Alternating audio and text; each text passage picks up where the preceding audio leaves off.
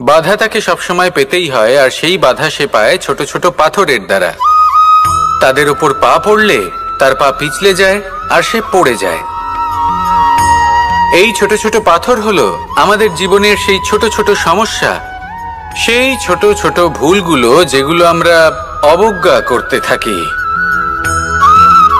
আমরা ভাবি এর দ্বারা কি বা ক্ষতি হবে, কিন্তু সেগুলোই অনেক সময় আমাদের অসফলতার কারণ হয়ে দাঁড়ায়।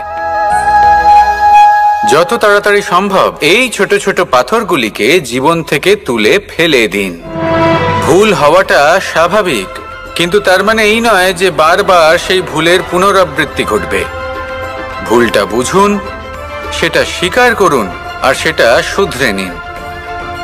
যখন আপনি এটা করতে শিখবেন, তখনই খুব তাড়াতাড়ি আপনি সেই শিখরে পৌঁছতে পারবেন। আর যখন পৌঁছে যাবেন, তখন এই মন প্রসন্ন হয়ে বলবে, রাধা রাধা।